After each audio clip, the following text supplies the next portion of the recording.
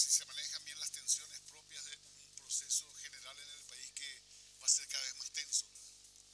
Porque nosotros estamos aceleradamente yendo a procesos de tensión por el fracaso o la falla de las instituciones, ¿verdad? Cada vez más la gente cree que la única manera de influir o de conseguir cosas es por la vía de la fuerza, porque las instituciones no funcionan para hacer que los problemas se resuelvan pacíficamente. Y bueno, y todo eso va a tener que hacer, y una de las cosas que va a tener que hacer la alianza es definir en serio un programa de recuperación institucional. Tenemos que volver a recuperar institucionalmente lo poco que teníamos o lo que teníamos y después avanzar. Como se avanzó más o menos hasta el 2004. Hasta el 2004 más o menos el proceso político paraguayo se basó en un proceso paulatino, con sus luces y sus sombras, ¿verdad? Pero de fortalecimiento institucional, ¿verdad? Y eso pacificó la política, eso empezó a hacer que la gente confiara en las instituciones. Pero a partir del 2004 se declaró ese proceso y hoy día estamos ya en el predominio general de que la política, en nombre de la política, se puede hacer cualquier cosa. Se puede atracar, se puede asaltar, se puede cambiar reglamentos a tutiplé, no se confía en las instituciones, digamos, que garantizan la neutralidad del Estado en los conflictos, ni en la Fiscalía, ni en la Justicia. Entonces, a la Alianza le va a tocar gobernar en esa realidad, si ganan las elecciones.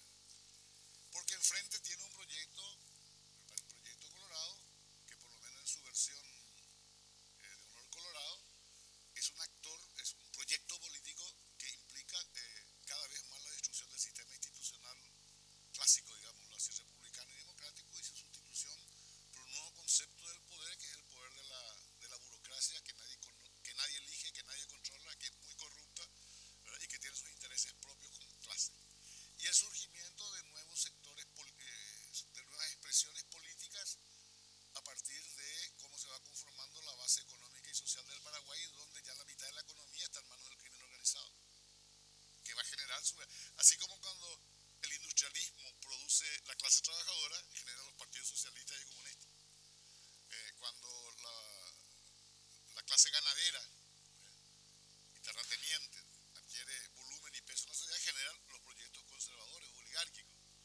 Bueno, cuando aparece la conciencia cristiana en expresión política, aparece el Partido Demócrata Cristiano. Cada partido, cada tendencia obedece a algo. Bueno, ¿qué partido va a generar o cómo va a actuar políticamente el gran poder económico y social y cultural, ¿verdad?, de eso que llamamos en general el crimen organizado, que hoy día entre el crimen organizado y la ilegalidad controlan la mitad del Producto Interno Bruto del país, cobran impuestos, ¿verdad? Ponen autoridades y hasta están creando las distintas formas de crimen que hay, desde el crimen político hasta el crimen económico, ¿verdad? El PPP creo que mató 40 personas o 50 por razones políticas, el comercio irregular mató 500 ya más o menos, ¿verdad?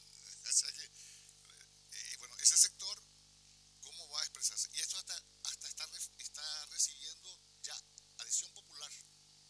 Hay gente que ya le debe su mejor condición de vida a esa estructura y a ese poder real que surge en la sociedad. Nosotros en el Senado hicimos audiencias públicas sobre el tema del EPP, por ejemplo, ¿verdad?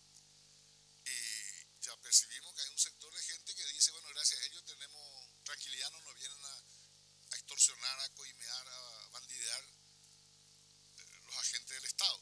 El fracaso de la lucha política de la lucha contra el EPP en el norte no es un fracaso militar, es el fracaso de que lo que tenía que acompañar la acción militar no puede hacerse porque choca contra los intereses económicos de los clanes, de las claques, de las mafias, etcétera, etcétera. Ellos no quieren eso. Y con respecto al mundo económico, hoy día la actividad que genera el crimen es la más rentable que hay para la gente común. O sea, si vos mirás fríamente, o sea, sin hacer consideraciones legales ni más, son puramente económicas, la mejor actividad económica en este momento en la agricultura es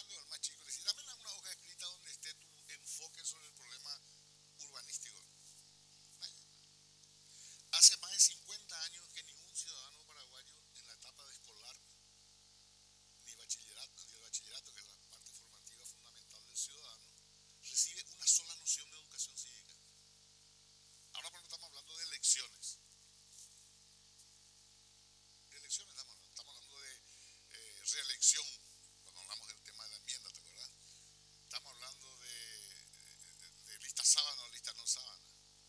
Bueno, a nadie se le enseñó en los últimos 50 años por qué hay una lista sábana, por qué no hay una lista sábana, cómo funciona nuestro sistema, cuáles son las nociones básicas del sistema republicano, democrático y de Estado de Derecho. Bueno, entonces es un escenario donde, digamos que los órganos que conducen la sociedad, que a su vez estamos integrando hoy día, en la historia del Paraguay, la historia del Paraguay moderno, de 1870 en adelante, nunca el Paraguay estuvo conducido por una generación, una élite, mejor dicho, tan inculta y tan poco educada. Pues ya somos el producto de esa generación. Cuando vos y yo éramos jovencitos, sobre todo yo, todavía estaba en marcha este proceso, pero todavía había gente de los procesos anteriores. Yo fui alumno de historia de Fray Cardoso. Yo fui alumno de latín del profesor Casal. Yo fui alumno de... Fíjate quién fue mi profesor de educación cívica. Educación cívica era, creo que, o historia, no me acuerdo bien. Pero que nos dio las nociones políticas que nos formamos en el bachillerato. Un joven abogado entonces, un tal Juancho Moreno Rufinelli. Depende del nivel que tenía. Hoy día cuando ves lo que es la gestión educativa, uno te das cuenta que nuestros pobres maestros están desamparados de muchas cosas que tienen que hacer para ser buenos maestros. Bueno, tenemos que hacer una breve pausa, Adolfo, y a la vuelta de la misma quiero volver a hablar de lo que nos enfrenta en este momento. Prácticamente, el vicepresidente, que es lo que podía aportar el resto de la oposición no liberal, fue nominado como se nominan los Oscars. Se abrió el sobre y dijo, and the winner is, y el ganador es Leo Ruiz. Bueno, de eso quiero hablar en la pausa.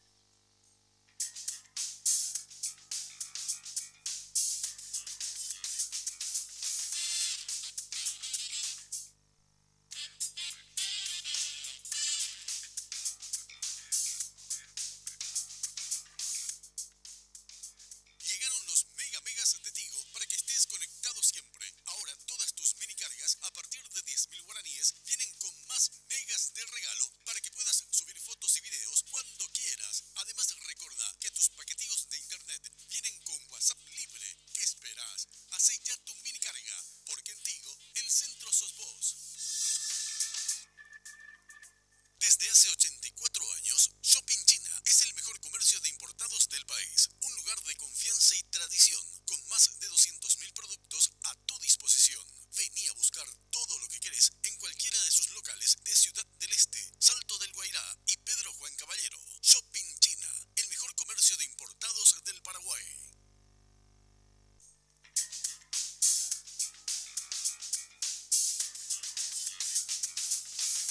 Contame, ¿cómo fue el proceso?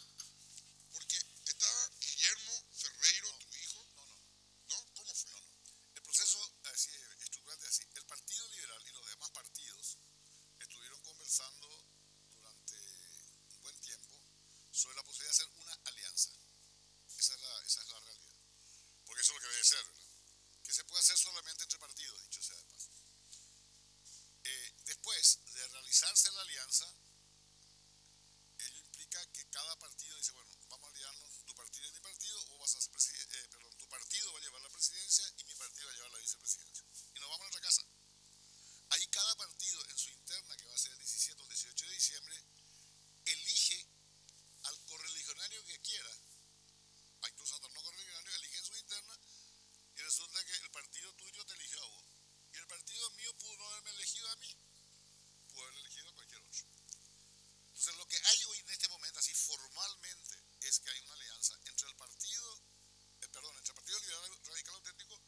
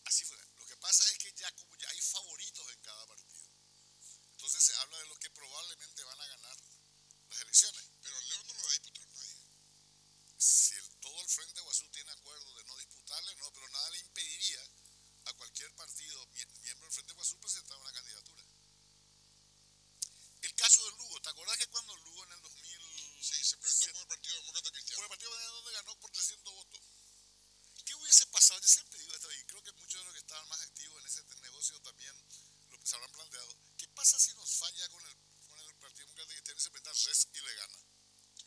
Y entonces, Podría. claro, legalmente todo demócrata cristiano estaba habilitado para presentarse en la interna y disputarle a Lugo. Ahora, hubo un acuerdo, vamos a hacer un simulacro en el sentido jurídico de la palabra, vamos a cumplir, pero va a ser candidato único, candidato de todos. Bueno, que también vale eso. Pero imagínate que alguien se hubiese hecho el mambo diferente, dijo, no, yo me presento a candidato. Y le inventaba un señor como Res, que evidentemente tenía un predicamento muy fuerte en el partido, y le ganaba, y tenía que ser el candidato.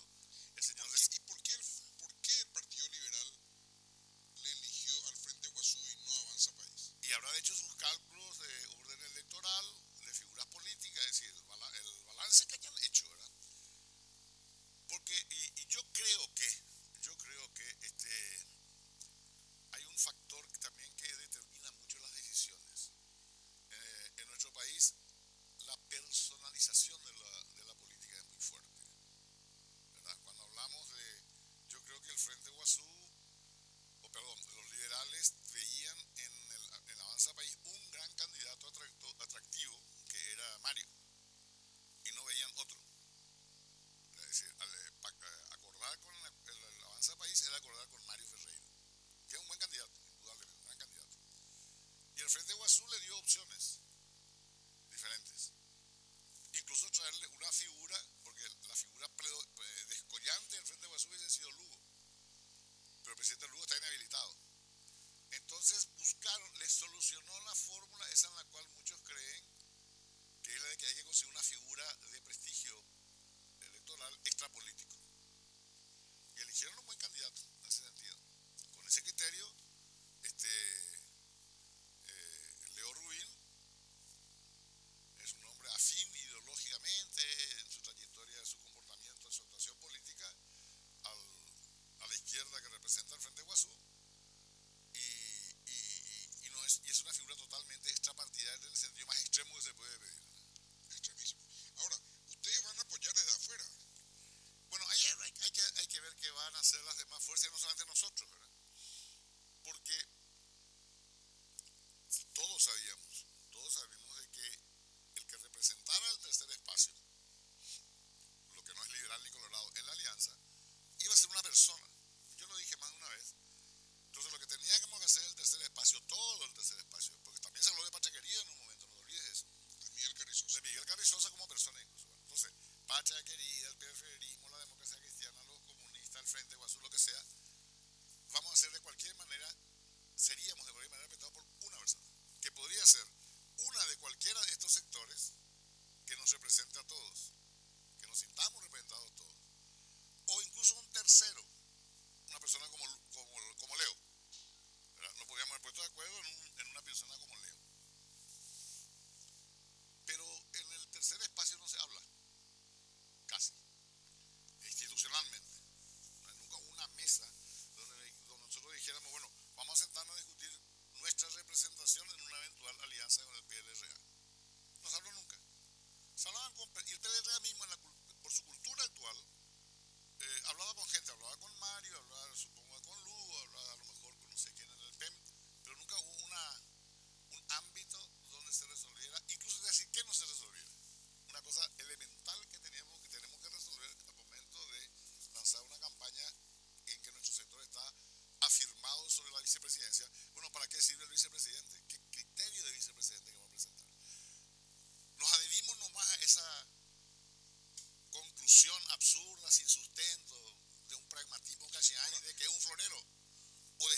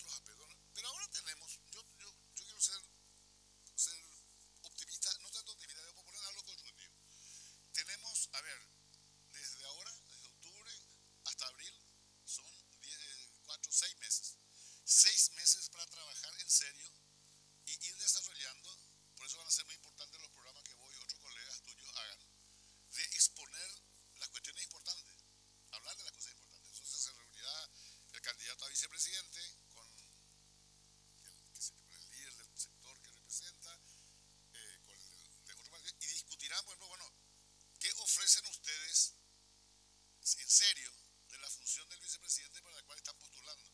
Pues yo no creo que nadie diga, no, yo quiero ser florero nomás. Tienes que decir algo. Bueno, pero eso con todos los temas. Hay, por ejemplo, yo leí ayer atentamente lo que dice el Frente Guasú en un comunicado, en un documento dice, tenemos estas prioridades de agenda programática. Me parece muy bien, se lo dice al partido con el cual se va a hacer un acuerdo político. Pero eso hay que desarrollarlo. Pues no es lo mismo decir, vamos a ir a Cacupé el 8 de diciembre. Bueno, pero vamos un momentito. Voy yo, vamos a Cacupé. Pero como vos sos joven, ágil, y no andás con bastón, me decís, vamos caminando, viejo. Y yo, yo no puedo. Bueno, entonces vamos a combinar un poco. ¿Entendés? O sea, cada vez cuando más entras en el detalle, lo más fácil es ponerse de acuerdo sobre lo general. Bueno, pero cuando vos entras en detalle, por ejemplo, frente a Guasú, y creo que todos estamos en eso, estamos de acuerdo, es decir, tenemos que hacer una reforma impositiva, fiscal, reestructurar la política. Bueno, pero ¿cómo? ¿Quién la va a pagar? ¿Cómo? ¿Cuánto?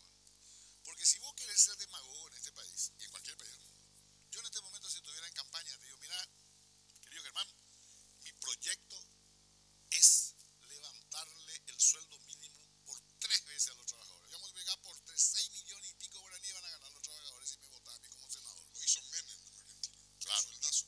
Claro, por ejemplo, estoy seguro que me iba a ganar una inmediata popularidad, pero sería un inmoral si lo hiciera, pues yo sé que eso no se puede.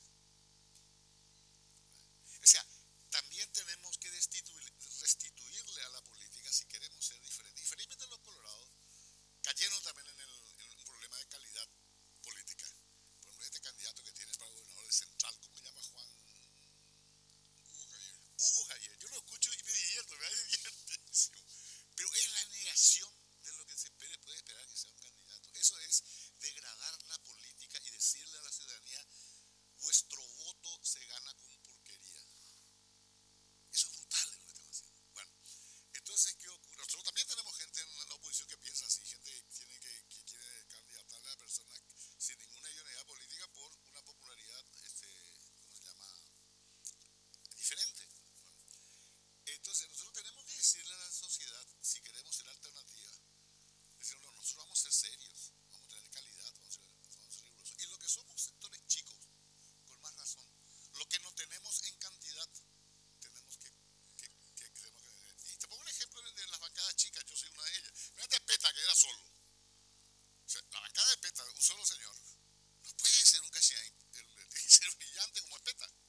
¿Verdad? Peta fue un excelente legislador siendo solo y de mucha influencia en el Senado. Una bancada grande como el Partido Colorado, sin menospreciar a nadie, puede tener 4 o 5 orientadores capaces y el resto puede no ser tan exigente, pues acompaña ese liderazgo. Está bien también eso. El Parlamento inglés es así, 3 o 4 nomás hablan por cada sector. Bueno, pero nosotros que somos chicos no podemos darnos el lujo de no ofrecer calidad para el desempeño de la función. Porque si no nos vamos a calentar la silla y a papá mosca y no construimos